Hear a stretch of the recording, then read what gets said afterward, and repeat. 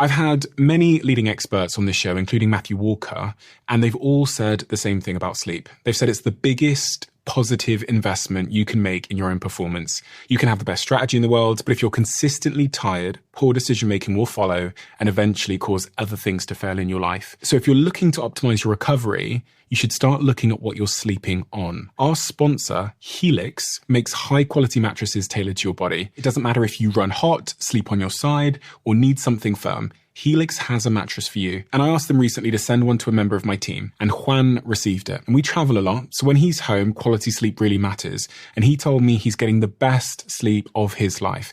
And the data backs it up, with 82% of people in a Helix study saying they saw an increase in their deep sleep. And with a 120-night trial, you've got 4 months to prove it to yourself. You can get 27% off at helixsleep.com/diary. That's helixsleep.com/diary.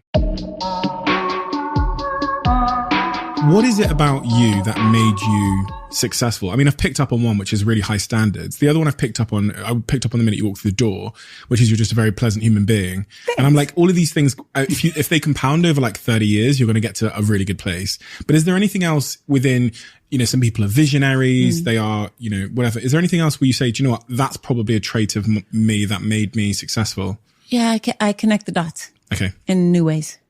Mm-hmm. So that if that were to be kind of my thing, it's about, have you read the book? It's called Originals by Adam Grant. Yeah, it's on there. Yeah. So someone gave it to me. Actually, the art teacher in my son's school gave it to me and said, this sounds like you. And I read it and I was like, oh, when you think you're special. Yeah. And then you read a book and you're like, nope, I'm not special, because everybody, he's got it down. Like every chapter is like, oh yeah, this is me. Oh yes, this is me. This is me.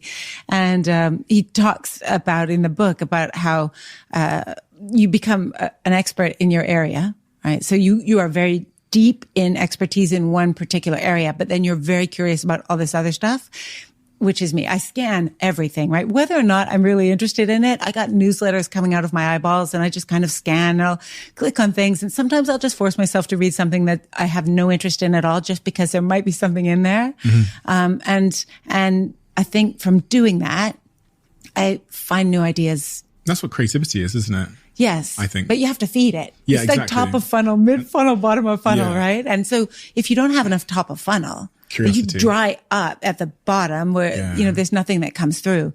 And then being able to kind of edit a good idea from a mediocre idea, right? Yeah. I guess if you come up with a lot, so the more you feed the funnel, then the more stuff you have to look at, and then being able to know which one is the one that is actually going to resonate with enough people that it's actually a business. Because a lot of people, I think, can be quite navel gazing in, I have this idea and people will care. Yeah. So I can also be quite brutal with my own ideas and just go, who cares? Like, you think about it for a couple of months and then you have to be able to not fall in love with your own ideas, kind of like with writing. So writers will say, a really great writer is like, you can't fall in love with your own words. You need to be able to go into your writing and just chop it out, right? Just so it's succinct, and you can't love what you did. You have to hate what you did and cut it all down so that just the crispy parts are there. And I think it's the same with ideas. You can spend a lot of time on stuff that nobody cares about. And so you have to be able to edit. So interesting. I completely agree. And I think about the successes I've had in my life, and it was just a process of like multiple sources from multiple disciplines, pull one little dot, as you said, from those different disciplines. And then when they come together, so it could be like cryptocurrencies, music, and my knowledge of social media. And then you come together and you go, oh, together it makes something new and interesting and valuable as these three different points of inspiration. I was going to ask you the question when we were talking about that. I was like, can you teach someone in your experience to be better at thinking of good ideas? I think you can provide the environment, right? But not everyone's going to be able to do that. So there is going to be a cohort of people who just don't think of new ideas, and they're probably really good at other things. And that's okay, because the world needs all of them, right?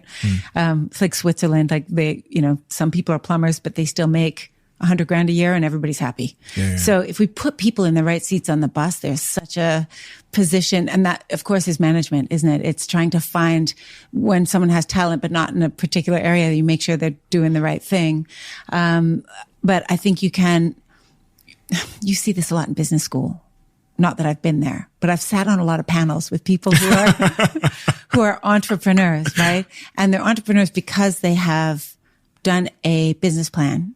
They've done a business model. They've modeled out what, we can do this. They haven't come up with, oh, wait, just like you said, if I connect this and this and do it this way, or right, then I can make this happen. They've said, well, I've gone to Harvard and now I'm going to model out this business plan. And I think if we do this, that, and that, we can make, oh, look, it's a profit. And so there's two ways to come by it. And I guess both are valid. And especially these days, there's so much money in the universe that people will invest in so many things that you could actually get to a good result by just putting a business plan down. Yeah, having tons of money. And having gone to Harvard, which is much easier to get money. Yes. And being in Silicon Valley and being a white male. All that kind of stuff. Yeah. So it works. Yeah. Is it full of passion? Yeah. I don't know. Maybe if you're passionate about making money, that's a passion. It's not my way to do it, because I just have to be passionate about whatever it is I'm making or selling or, whatever I think I'm improving. If it's improving people's existence, then I'm passionate about it. And there was so amazing to be at Bliss and have people coming in and walk out the door after their treatment feeling like so happy. And you could see it, right? And they just had such a great time. And you thought, well, I'm responsible for that. And what a great thing to do all day. And then the same with Beauty Pie, right? Is wow, people open up these boxes that they get delivered and it's like a fairy tale. And it didn't cost them much. So they can treat themselves because everybody needs a little lift once in a while.